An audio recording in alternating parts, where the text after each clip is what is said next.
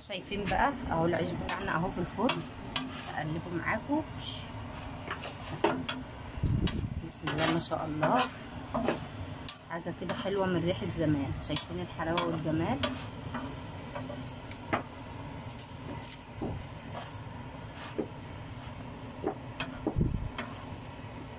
اهو حمروا مع بعض برضو. شايفين العيش عامل ازاي؟ بسم الله ما شاء الله، زي الفل.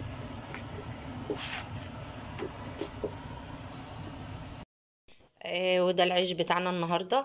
هقول لكم بقى على العجينه علشان خاطر هي ما بتاخدش اي حاجه. شويه ميه كده ومعلقه ملح صغيره، وبعد كده بعجنه بميه عادي خالص واسيبه بقى لحد ما يتخمر. زي ما انتم شايفين كده بدا يعلى معايا، لحد بقى ما يتخمر كده اهو. زي ما انتم شايفين بدات الخميره تعلى فيه.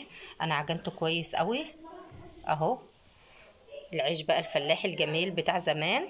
بسم الله ما شاء الله اهو. ده بيتعجن يا جماعه مش بدقيق فاخر، للناس اللي يعني عايزه تعرف الطريقه بالظبط.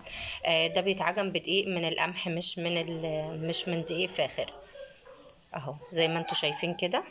بعد كده بقى انا هسيبه يتخمر خالص لحد ما الحله بقى تتملي كده لاخرها من العجينه دي. وبعد كده هقرصه قدامكم واقطعه كده ونشوف هنعمله ازاي ان شاء الله مع بعض باذن الله. بس انا هسيبه يتخمر وبعد ما يتخمر هنشوف شكله هيبقى عامل ازاي. بعد ما العيش بتاعنا بقى بدأ يخمر، احنا هنجيب ردة كده.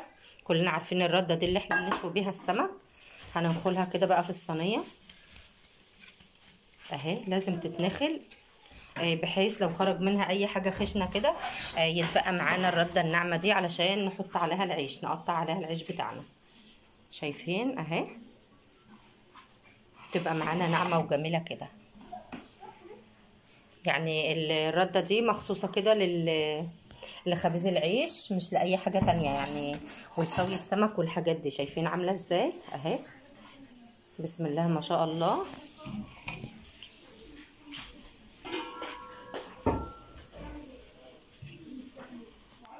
وادي العيش بتاعنا خمر اهو. بسم الله ما شاء الله. شايفين اتضاعف حجمه جدا بقى معانا بالشكل ده.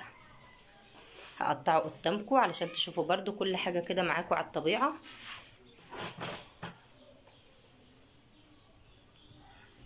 دي الردة بتاعتنا وده العيش وده الدقيق اللي احنا هنقرص به العيش بتاعنا او هنقطعه بيه.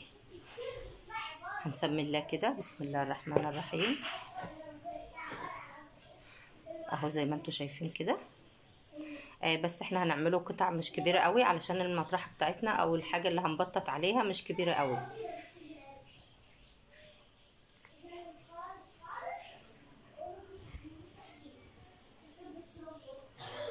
بسم الله ما شاء الله. شايفين احلى حاجة بقى في الدنيا العيش الفلاحي الجميل ده.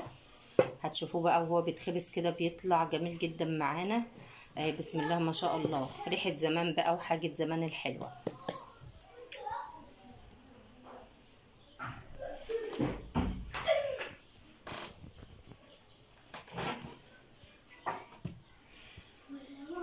اهو بيبقى معانا بالشكل ده. شايفين بسم الله ما شاء الله. دي العجينة بتاعتنا وده التقطيعة. بعد ما اخلص بقى كل العجينة تقطيعة بالشكل ده هوريكم بقى هنعمله ازاي ونخبزه مع بعض ان شاء الله. وبألف هنا وشفا. ويا ريت تجربوا الطريقة دي في العيش البلدي، بتبقى جميلة جدا. العيش الفلاحي الجميل بتاعنا بتاع زمان. وسيبكم بقى من الفين ومن اكل الدكاكين والكلام ده كله. عايزين كده الخير يرجع تاني في البيوت والناس كده تبدأ تاخد بالها، لان البركة بصراحة شايفة يعني ان الحاجة ما بقاش فيها بركة زي الاول، علشان الناس بطلت تاخد بالها ان البركة كانت في الحاجات دي، الحاجات الحلوة بتاعتنا بتاعت زمان دي. العيش البلدي والحاجة اللي بتعملها في بيتك كده بتبقى حلوة كده وكلها بركة. يلا اخلص بقى كل الكمية دي وارجع معاكم تاني نشوف عملنا ايه. بسم الله كده هنبطط بقى العيش مع بعض ونفرده كده. بسم الله الرحمن الرحيم.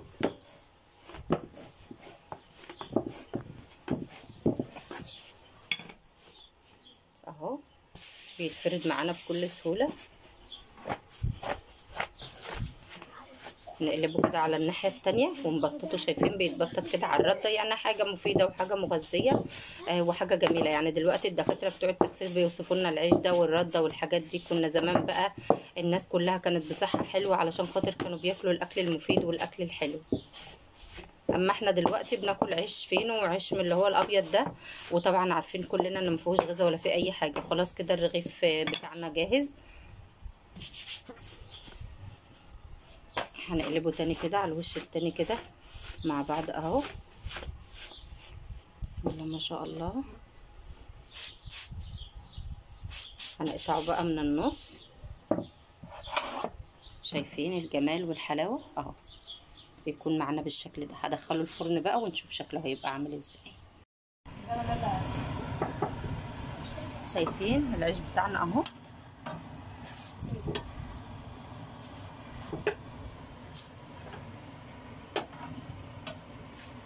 بسم الله ما شاء الله زي العسل.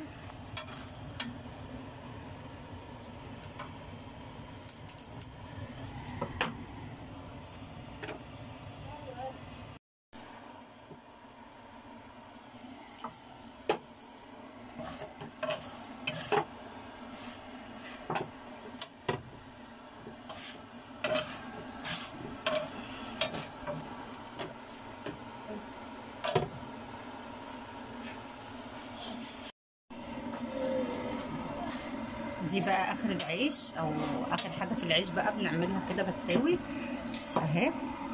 بتبقى بقى طعمها جميل جدا. دي شايفين الحلاوه والجمال اهي. بسم الله ما شاء الله على جمالها وحلاوتها اهي. بسم الله ما شاء الله.